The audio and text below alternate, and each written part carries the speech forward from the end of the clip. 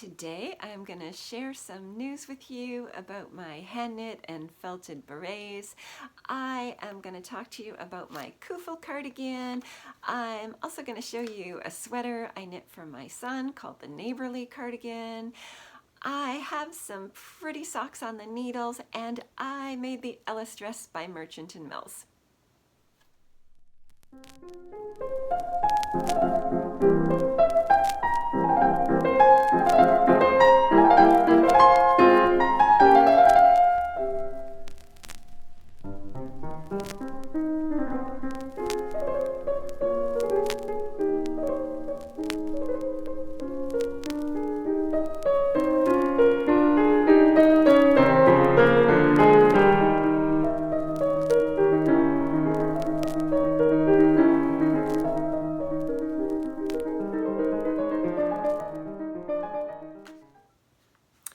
My name is Anna. I am the milliner hat maker behind the Hat Junkie in beautiful Lunenburg, Nova Scotia, a UNESCO seaside town that I highly recommend you look up because it's gorgeous. I live here, oh, there's my kitty. I live here with my husband, Tony, who is a woodworker. His business is the Lunenburg Furniture Company. And we have a son, Dustin, who's away at university, but does come and grace us with his presence sometimes. I have an old dog named Lego and a young mischievous cat, as you saw, named Devi. And if you would like to find me on social media, on Instagram and Facebook, I'm at the Hat Junkie, and everything to do with my business and my blog and all the hats I sell is on my website, and that is hatjunkie.com.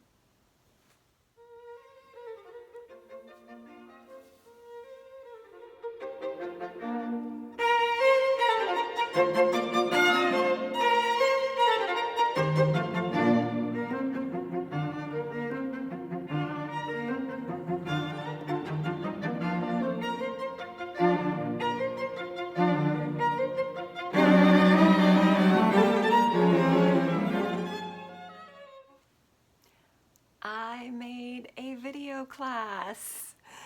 Yes, I really did. I'm very proud of myself, and I hope if you are interested in making these berets that you might consider going to my website, hatjunkie.com, and signing up. It's over 2.5 hours of video content. These berets are my absolute babies. They are made from Canadian Dorset wool. And let's see, I hand knit them, and then I knit them oversized, and then I felt them down by hand. The flowers are made from 100% wool felt. I have kits available in my shop to go along with the course. The wool I use is from Custom Woolen Mills in Alberta, and it's a beautiful soft spun, like Lopi spun yarn. I'll show you what they look like.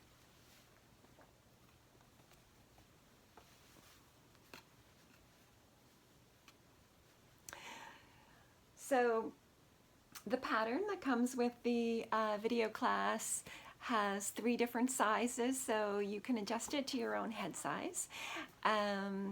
Let's see, what else can I tell you about this? Because it's felted, it becomes this super thick, almost waterproof. I mean, wool itself is quite waterproof, but once the fabric is so tight, it's almost like wind and water resistant. So I just love these hats in the winter. We live in a cold climate, and wool is so breathable, so even if it isn't super cold, it's really a lovely hat. Here's a pink one. I use a combination of the colors that I can get from Custom Woolen Mills.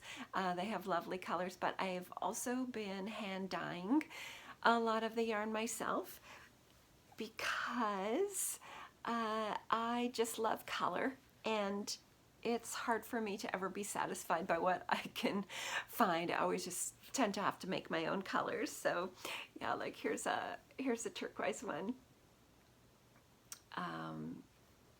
Yeah, I think of this one sort of Barbie-ish, and there's a blue one, and yeah, I can even custom make colors. I do it on a very small batch, so it's super fun to knit. I have found it's repetitive. Just it's a wonderful escape kind of knit once you've done one, and it's just a fun process. It's so fun. So I hope you will join me in making these.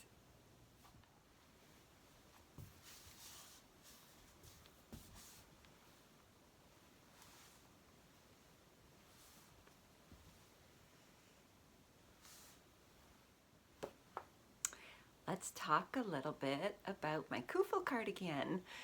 So this is a sweater pattern by Kate Davies, and it's from this book, Inkling. It is actually a pullover sweater, and I just totally fell in love with the pattern when I saw it. But I know already that I wear my cardigans so much more than I wear my pullovers. Partly it has to do with being a woman of a certain age where I suddenly get really hot and have to rip off my sweater in 2 seconds and throw it on the floor, and then a minute later I'm really cold and then I have to put it back on. So all that on off buttons really come in handy. What else can I tell you about it? Yeah, so this was a really special project because I spun most of the yarn for it. It's got some pills, but they come off pretty easily with my little D-pillar. So yeah, the gray is the color that I spun, and that was from a local Shetland fleece from here in Nova Scotia that I got just about over a year ago last summer, and I washed it and I carded it, hand carded it, and spun it on my antique spinning wheel, and so it just makes the process so much more special when you start right from the sheep. And then I took some of that yarn and I dyed some of the colors. So the orange and the yellow is the Shetland fleece, and the turquoise is from what's the name? Helisvag yarn. And let's see, the green is actually I dyed with indigo, over dyed like marigold, and then indigo. And is there anything else in there? I think that's it. So yeah, other than the turquoise, I either spun or dyed the yarn, and I am learning that it's okay to mix in color work, like fingering, like yarn weights that are the same but slightly different, because like in a fingering or a sport you have so many variations, but as long as you swatch all those yarns together and figure out what they're going to create, you don't really see if there's little bits. So I totally encourage people to just use up little bits that they have if they're close enough, and just make a good swatch, and you'll find out. So other modifications that I did, other than turning it into a cardigan, and I didn't steek it. The reason I would steek it for sure, that would have been the more fun practical way to make this, but because I was using hand spun yarn, I really didn't have a lot left over, and I wanted to make sure that I wasn't wasting any, so I knit the yoke back, and I knit the whole sweater back and forth, and that's a bit of a pain because you end up with yarn ends on both sides of the color work, but it's fine. They're short little repeats, and I didn't mind the knitting at all. but those ends I could have done without. And then, yeah, in the pattern, let's see if I can find you a picture here. You can see she has this kind of like rainbow corrugated rib happening on the arms and the bottom of the sweater, and I did swatch to do that, and I absolutely hated it. I love it on her version, but I hated it on mine. So I ended up just doing a 2-color corrugated rib and a simple garter stitch on the end. And what else did I finish? Oh yeah, then there's I changed the neckline. So I put this little picot edging, which I love. I put that on a lot of different things.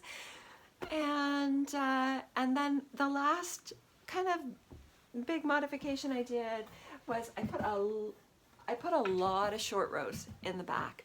I find that Kate Davies designs they don't have enough short rows for me, and I knit one of her cardigans for one of my very first knitting projects, and it drives me crazy to wear it now because it's always sort of pulling down in the back. So for me, I just add a ton of short rows up there, and then it sits well. I hate when things are slipping off my shoulders. I never wear those sweaters if they're not super comfortable the way they hang. So yeah, lots and lots of short rows fix that. I think I put some short rows underneath here too, which also helps because the back of your shoulders are longer than the front, so putting them in both places is actually super helpful. So yeah, I just love her patterns. I love her aesthetic, and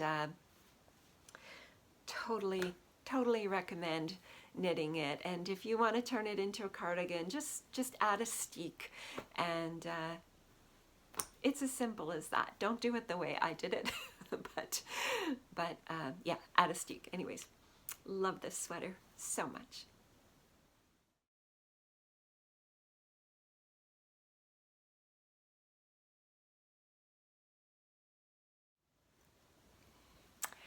So next up, I would like to share with you the cardigan that I finished knitting for my son Dustin. I gave it to him on Christmas, and he hasn't taken it off until I just went upstairs and asked him if I could borrow it. So I guess it's a success. It is called the Neighborly Cardigan, and it's a free pattern on the Lion Brand website. So here it is.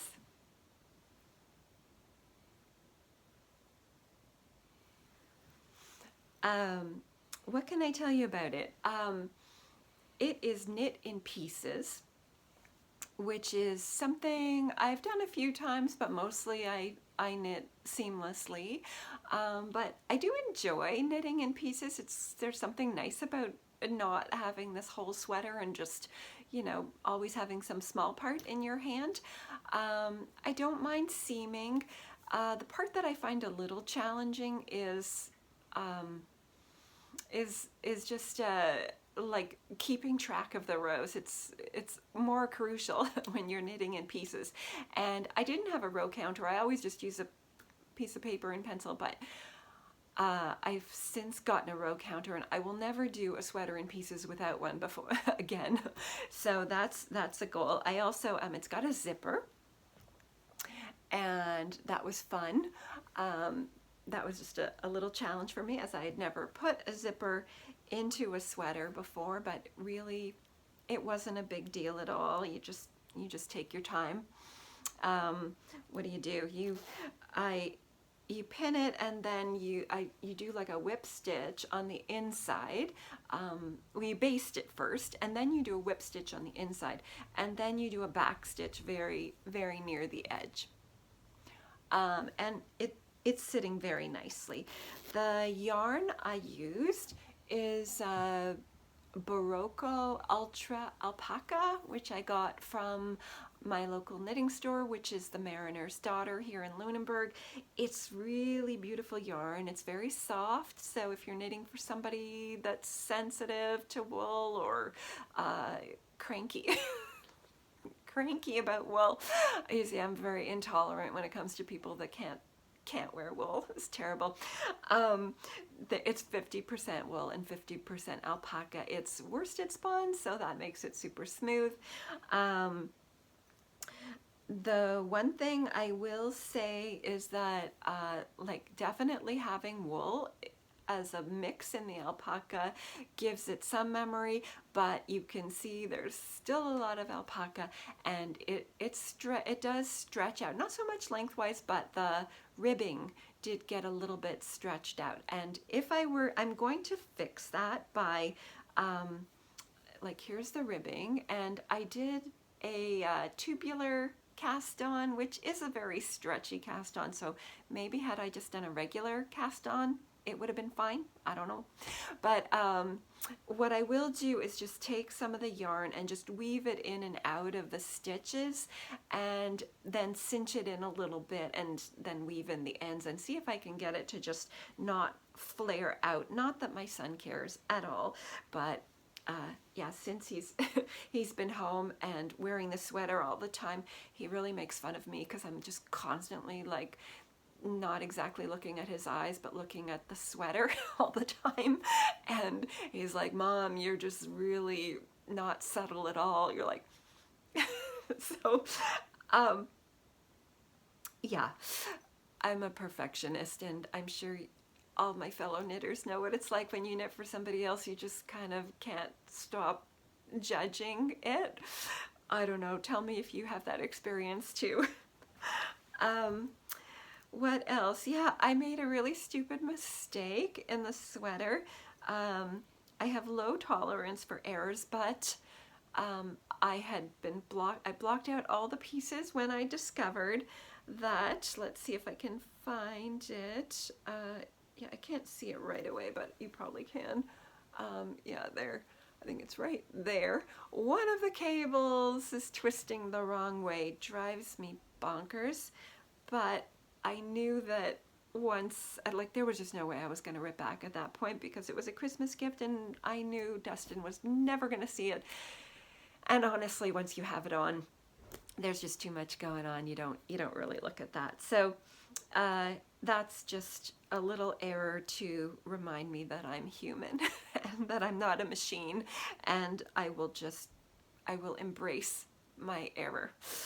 So yeah, oh yeah, so I told you the pattern is called the Neighborly Cardigan.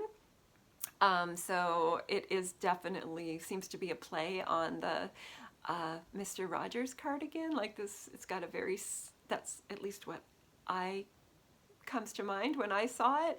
I love the collar. There's no short rows or anything like that in the sweater because it's knit in pieces, and I love the construction of the collar. I have knit a shawl collar on a different sweater that was just with short rows, and I didn't like the way that it sat because there wasn't like extra fabric going out. It was just the short rows creating the rounded shape, but it didn't also increase in the fabric width. And it's nice in this collar that it's actually, the piece does sort of grow and then decrease, and then you fold it in half, and then when you sew it, it really makes a beautiful shape. So sometimes those old traditional ways of doing things can really make a beautiful effect. So yeah, it's good to not throw out the old as we embrace the new. There's my words of wisdom for you. So I think that's all I have to say about this cardigan. I will give it back to my son now because he's cold.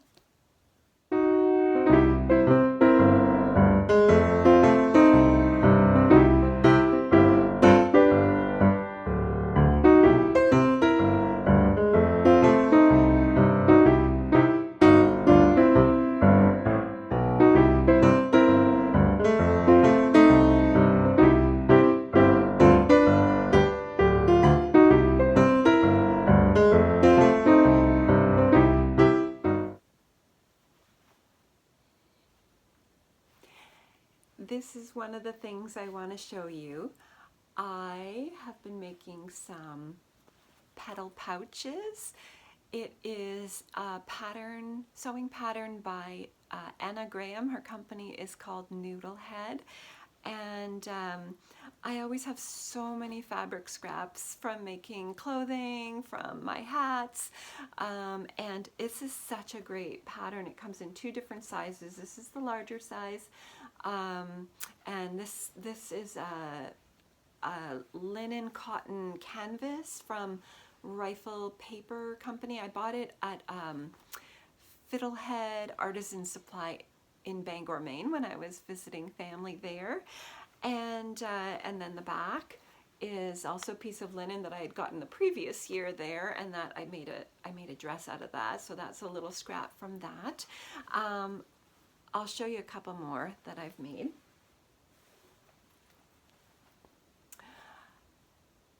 That one is a piece of vintage bark cloth, and this one is also from Rifle Paper Company with, yeah, that's a remnant of another dress, a piece of corduroy. And yeah, I am going to be selling them because I'm so in love with them, and it's a way to use up some of my scraps. I think Anna Graham is super generous in her patterns to tell people that they can sell them on a small scale, like as a home-based business. So it's just going to be an extra little thing that I have around. I'll make them when I can. What I love about them is how much fits in there, so I have to show you. So the inside is linen too. I have a completed sock. I have an almost completed sock. I have my knitting needles and the yarn as well. So I often find with like small project bags that it doesn't fit the second sock, and I always like to have the second sock there so that I can compare them. Yeah, let me show you my sock. I'll show you the finished one. The other one I'm just on the toe, so don't look too closely or you'll definitely see some mistake in there somewhere. But yeah, so the front I do love to make up sock patterns because it's a way of just experimenting with stitches from stitch dictionaries, which I find super fun. So yeah, you have this just simple twisted stitch over here, and then this is the OXO cable. It makes little X's and O's. It's a very simple cable. And the back, I can't remember what this stitch is called. It's basically what you do is you knit through the front loop on one row, and then on the next row you knit through the back loop, and you just keep doing that. It's a little bit of a pain, but I love it. Makes a strong fabric, and it's kind of got like this rick-rack little texture. And I dyed this yarn myself. I do have one more skein. I do sell my hand-dyed yarn, but like I said, earlier, I do it on a very small scale. So yeah, isn't that beautiful? That's the skein. It's just all different pinks and browns, and I have no idea what I did on this one. I've since gotten better at of actually like recording the percentages and how much I'm putting in there, but yeah, at that point I didn't have the proper scale when I did this one. So yeah, it's a one of a kind. Well, a two of a kind. I have the other one. If you want this, let me know. I can ship it out to you. What else? What else can I tell you? Yeah, I absolutely, I can't wait to wear these socks. I also finished a sweater that I designed that it happens to match perfectly. And then, where's that beret? It's way up there. See the pink one there? It's the same color. So I think everybody should have matching socks and hats and sweaters, don't you? So I have lately been trying to get better at writing down my patterns. Like, I was super proud of myself that I just actually finished that video class and properly wrote the pattern down. Doing that work is always a little bit hard for me. The designing part is just fun and playing, and then when I have to get to the computer stuff, I start like I need a snack or something. So I would love to write, I will write that pattern down for my socks, but do let me know if you would like the pattern, because I just need some encouragement sometimes. Yeah, so I would be so happy to share that pattern with you. Um, Speaking of patterns, I will put in a picture here of another pattern that I just finished that is actually available on my website and on Ravelry, and it's just a simple cowl that I made.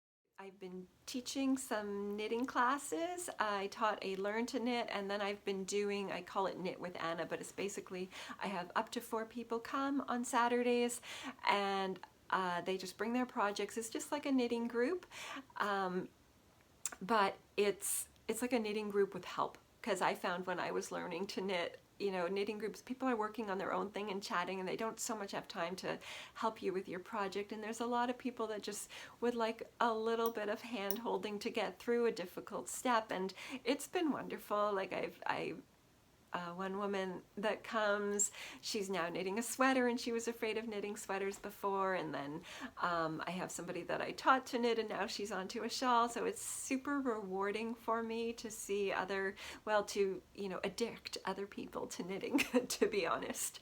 I'm like the knitting pusher, hat junkie knitting pusher. There's a theme here. But yeah, so back to the cowl. The cowl is, it's the project that I designed for learning to knit, and because it's got knits and purls and knitting in the round, and stripes and decreases. So no increases yet, but I feel like when you have all those elements, you're ready. You're ready to tackle the world of knitting. So it is so cute. Like, I don't wear a lot of cowls. I wear a ton of shawls, but as I was wearing it, especially with like my kind of ski jacket, my parka, I find it so practical. And sometimes you just don't want anything dangling from your neck. I do adore shawls, but like when you don't feel like something hanging there, you're doing something that you just, it's going to be in the way. It's just a nice way to keep your neck warm. I'm always cold. So yeah, that's what's on my needles now, and some patterns, and my adorable little paddle pouches, which I just love. I wake up and I just look at this thing, and it just brings me joy.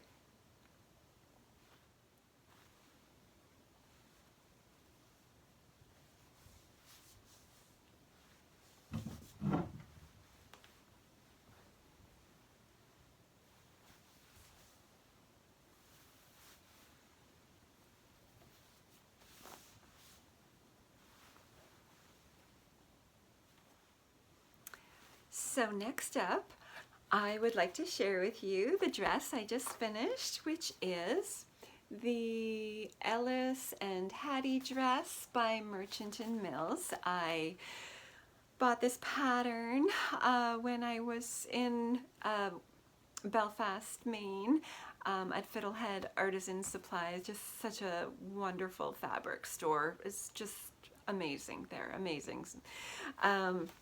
And I bought the fabric there too, which is a flannel, and it's a Robert Kaufman fabric, and it's called Shetland flannel, and there's so many beautiful prints. I am trying to restrain myself from ordering this turquoise herringbone one, but it's I don't think I can restrain myself much longer, because I find, like, with winter, I sew myself a lot of clothing. I mean, not a lot, but the clothing I have, I like to make myself. It's just become just a fun game, I think, really. and you get to just make things the way you want. But this fabric is,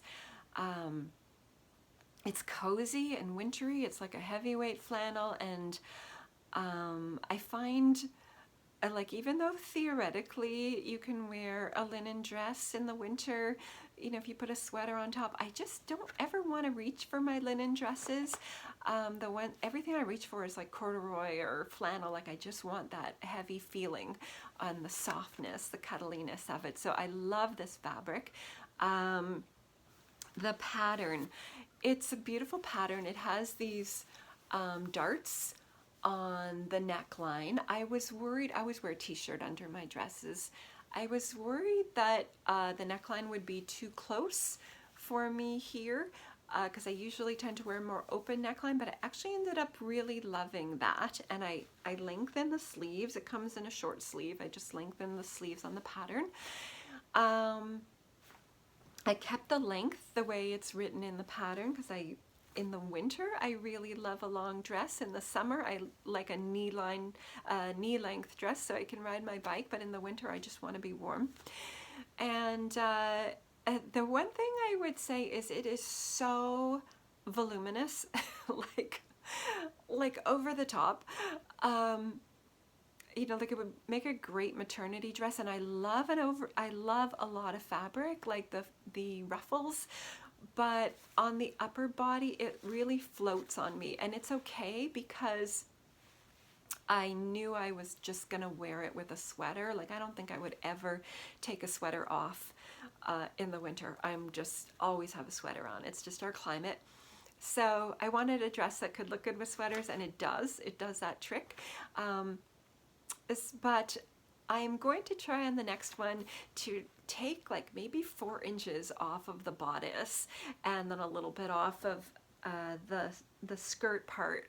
Like, unfortunately, I love the fullness of the skirt, but I'd probably have to take a little bit off of the skirt if I'm going to take some off the bodice. But I think I'm going to try that, because it has these really beautiful bust darts, and they really get lost by the hugeness of it all. So the shoulders and this part fits me really well. So anyways, I'm extremely happy with this pattern, and I'm gonna make another one, but I will try changing that up a little bit. I know I should make a muslin, but I sometimes do, but I just don't have the time in my life. and it's a loose dress, and I did take a few things apart, so it's a longer way to do it, but that kind of works in my life. So yeah, that is my exciting sewing project. And then there's the petal pouch, and then of course always my hat. So it has been a pleasure spending some time with you, and let me know if you have any questions about anything that I have made. I'll be happy to answer them. And if you're in Lunenburg, come visit me. You just have to look at my address on my website, hatjunkie.com, and I hope to see you again soon. Bye.